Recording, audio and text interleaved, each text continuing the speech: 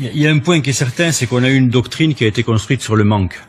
Et ça, c'est indubitable et c'est très important de voir ça par ce boulot de la lorgnette. Dès le début, on a manqué de tests. Dès le début, on a manqué de masques. Dès le début, on a manqué de solutés hydroalcooliques.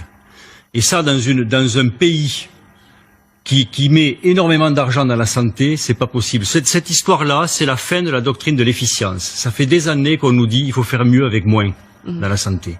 On a vu où ça nous mène.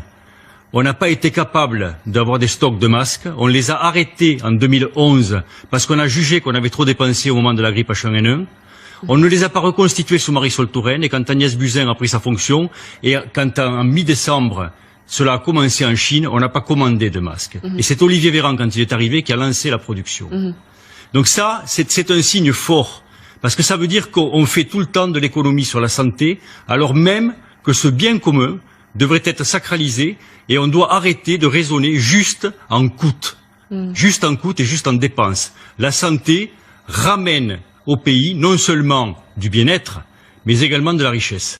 C'est vrai qu'il faut vraiment arrêter de calculer comme ça, parce que on a vu sur la recherche, par exemple, on a coupé les vivres à quelqu'un qui recherchait du côté de Rouen, il cherchait son but, c'était le coronavirus et la chauve-souris.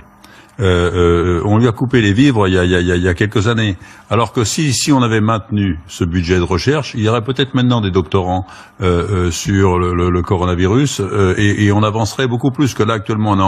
On met beaucoup d'argent en très peu de temps, mais là on perd du temps. Donc on voit bien que la recherche, c'est un investissement utile.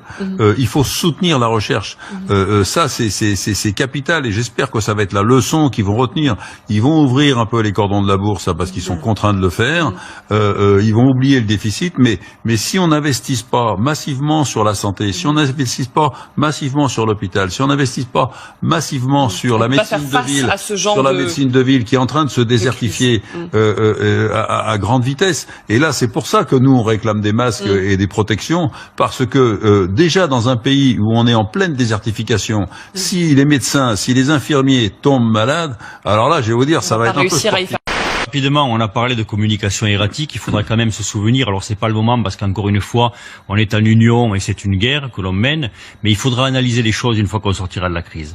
On a quand même eu un directeur général de la santé qui nous a dit que les masques chirurgicaux suffisaient pour les médecins libéraux et pour la médecine libérale. Et puis ensuite, on nous a dit, vous avez qu'à en mettre un par-dessus l'autre. Ensuite, on nous a dit, vous en mettez un et vous en mettez un aux patients. Et pour finir, on a reçu une circulaire émanant du ministère de la Santé nous disant qu'il fallait porter un masque FFP2 comme nous le réclamions toute la journée.